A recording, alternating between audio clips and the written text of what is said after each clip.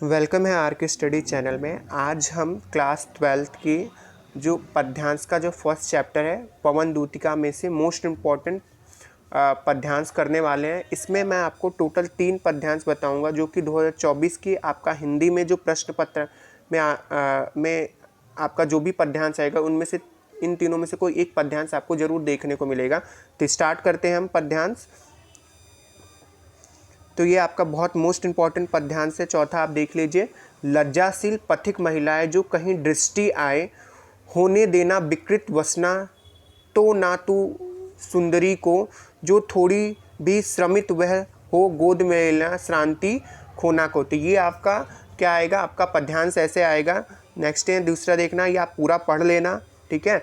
उसके बाद देखते हैं डायरेक्ट आपको बेसिकली इसमें क्या पूछा जाएगा, इसमें आपको 5 प्रश्न पूछे जाएंगे, क्वेश्चन पूछे जाएंगे, 5 प्रश्न पूछे जाएंगे और एक प्रश्न आपका 2 नंबर का होगा। तो 5 प्रश्न आपके पूछे जाएंगे जिसमें से आपको टोटल 10 नंबर का आपका पूछा जाएगा। जिसमें से पहला आपका एक संदर्भ होता है, आपको मैं दिखाता हूँ। देखिए इस टाइप के क्वेश्चन पूछे जाएंगे, आपका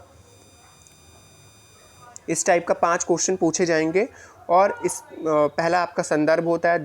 एक इसमें से आपका रेखांकित अंश का के क्वेश्चंस आते हैं। दूसरा आपका उसमें से कोई एक क्वेश्चन पूछ लेगा और उसमें से एक पूछ लेता है आपका अलंकार पूछ लेगा, या फिर पर्यायवाची शब्द आएगा, ठीक है, या फिर सौंदर्य योजना पूछ लेगा। तो स्टार्ट करते हैं। पहला क्वेश्चन इसमें से क्या पूछा गया है, प्रस्तुत पद्यांश का संदर्भ लिखिए। तो हम सभी जानते हैं कि प्रस्तुत पद्यांश हमारी पाठ्य पुस्तक में संकलित अयोध्या सिंह उपाध्याय हरिओद द्वारा रचित पवन दूतिका शीर्षक पाठ से क्या है, उद्धृत है, ठीक है। इसके जो लेखक कौन है, अयोध्या सिंह उपाध्याय है। और कौन से पाठ का नाम क्या है इसका, तो है इसका पवन दूतिका। इसमें पवन को दूत बना के जो राधा जी ने श्री कृष्ण के पास भेजा है। नेक्स्ट क्या है, प्रस्तुत पद्यांश का केंद्रीय भाव लिखिए। तो प्रस्तुत पद्यांश में कवि ने नायिका के द्वारा पवन को कही गई बातों के माध्यम से परोपकार की भावना को महत्व दिया है। परोपकार की भावना को महत्व किया गया। इसमें नायिका कौन है, तो नायिका हमारी राधा जी है। नायिका द्वारा स्वयं की पीड़ा से पहले दूसरे की पीड़ा एवं कष्टों को दूर करने का इसमें संदेश दिया है। जो इसमें बोला गया है, नायिका ने क्या किया है, पहले अपनी पीड़ा को के स्थान पर दूसरी पीड़ा को क्या किया है, कष्टों को दूर करने का संदेश दिया है। नेक्स्ट है, नायिका पवन में लज्जाशील महिलाओं के प्रति कैसा आचरण अपनाने के लिए कहती है। तो नायिका पवन से लज्जाशील महिलाओं के प्रति स्नेह एवं प्रेम का आचरण अपनाने को कहती है, ठीक है। कि यदि उसे मार्ग में कोई लज्जाशील महिला मिले तो उसके वस्त्र को ना उड़ाए। यदि वह उसे वस्त्र थोड़ी थकी हुई उसे लगे तो उसे अपनी गोद में लेकर उसकी थकान और मुख की मालिनता को हार ले। नेक्स्ट है आपका रेखांकित अंश की व्याख्या कीजिए। तो ये रहा आपका रेखांकित अंश की व्याख्या जो आपके काले अक्षरों में दे रखा है। राधा पवन से ये भी कहती है कि यदि तुम मार्ग में खेत में काम करने वाली कोई थकी हुई स्त्री दिखे तो तुम धीरे धीरे उसके पास पहुंचकर अपने स्पर्श से उसकी थकान मिटा देना। नेक्स्ट है उसका आपका 5वां क्वेश्चन देख लेते हैं। तो 5वां क्वेश्चन क्या है आपका,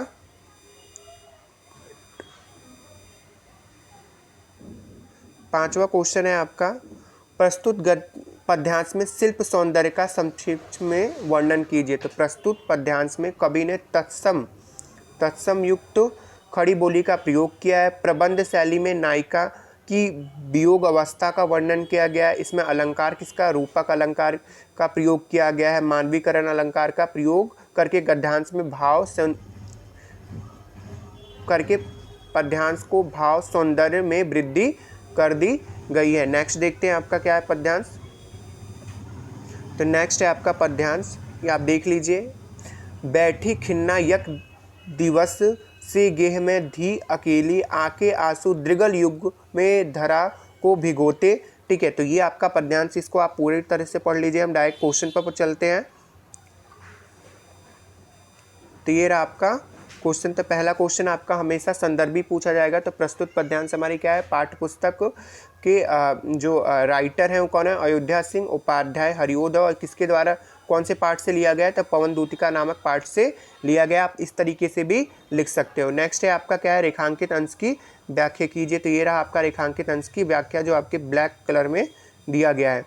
व्याख्या में आपका ये देखिए, ये आपकी जो लाइनिंग दे रखी है, ये वाली जो लाइनिंग दे रखी है, इसी को आपको क्या करना है? व्याख्या करना है। तो इसका व्याख्या यहाँ पर दे रखा है।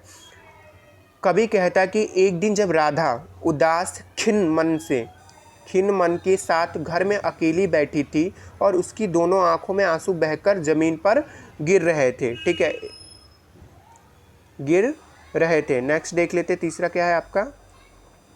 तीसरा आपका है प्रस्तुत पद्यांश में कवि ने राधा की किस स्थिति का वर्णन किया है? बहुत इंपॉर्टेंट, मोस्ट इंपॉर्टेंट क्वेश्चन है। तो प्रस्तुत पद्यांश में कवि ने विरह अवस्था के कारण दुखी नायिका इसमें कौन है? राधा जी है। नायिका का वर्णन किया है, जिसके नैनों से अश्रु की धारा बह रही है तथा मन को हर्षित हुए आनंदित करने वाली प्राचीन कालीन पवन भी नायिका को दुखी करती है। नायिका की इस स्थिति का वर्णन कवि ने किया है। नेक्स्ट आपका चौथा क्वेश्चन क्या है? नायिका ने पवन को क्रूर क्यों कहा है? नायिका का मन खिन्न व उदास था, उसके मन अश्रुओं से भरे हुए थे। नायिका की इस दैन्य दशा में प्रातःकालीन पवन जब सभी में उमंग एवं उत्साह का संचार कर रही थी, तब नायिका के लिए हृदय विदारक बनकर उसके दुख को बढ़ा रही थी, इसलिए नायिका ने उसे क्रूर कहा है। क्योंकि इसमें जो राधा जी, क्योंकि बहुत ज़्यादा दुखी थी, और जब हम दुख होते तो हमें कुछ भी चीज़ें अच्छा नहीं लगता, तो जो बार बार पवन उनके चेहरे को स्पर्श कर रहा था, तो उनको ये लग रहा था कि वो उनके दुख को और भी, पवन जो है उनके दुख को और भी बढ़ा रहा है, इसलिए जो नायिका जी अर्थात राधा जी ने उसको क्रूर कहा है। नेक्स्ट है आपका पांचवा क्वेश्चन है, प्रस्तुत पद्यांश की रस योजना पर प्रकाश डालिए। तो इसमें किस रस का प्रयोग किया गया है? तो आप डायरेक्ट इसमें वियोग श्रृंगार रस का प्रयोग किया गया, क्योंकि वियोग श्रृंगार रस क्या होता है? जहाँ पर स्त्री और पुरुष के बिछुड़ने का वर्णन किया जाता है, वहाँ पर क्या होता है? वियोग रस होता है। तो यहाँ पर क्या है? जो श्री कृष्ण जी है राधा जी को छोड़ के चले गए, इसलिए यहाँ पर कौन सा रस होगा? वियोग रस होगा। नेक्स्ट है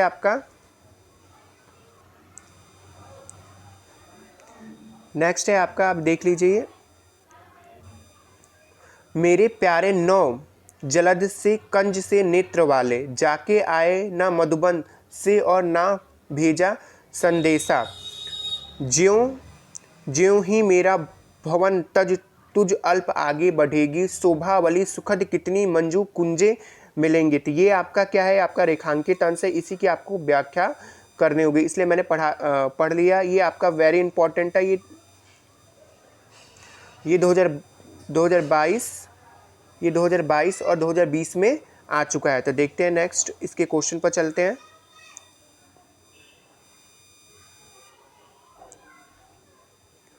पहला क्वेश्चन देखिए, संदेश प्रेषिका ने नौ जलद से कंज से नेत्र वाले शब्द किसके लिए प्रयोग किया है? इसमें एक फ्रेज दिया गया है, ये क्या है? नौ जलद से कंज से नेत्र वाले शब्द किसके लिए प्रयोग किया है? कहता है संदेश प्रेषिका ने नौ जलद से कंज नेत्र वाले शब्द श्री कृष्णा के लिए क्या किया गया? इसमें प्रयोग किया गया है। नेक्स्ट कुछ क्वेश्चन क्या है, मधुवन जाकर किसने कोई संदेश नहीं भेजा? तो मधुवन जाकर श्री कृष्ण ने कोई संदेश नहीं भेजा। तीसरा क्या है, बावली और अल्प शब्दों का अर्थ लिखिए। ये आपको ऐसा भी क्वेश्चन पूछ सकता है, आपको पर्यायवाची भी पूछ सकता है, इसमें तत्सम और तद्भव भी पूछ सकता है। ठीक है, आप इसके लिए तैयार रहेंगे। तो इसका बावली का अर्थ क्या होता है? पागल होता है, तथा अल्प शब्द का अर्थ क्या होता है?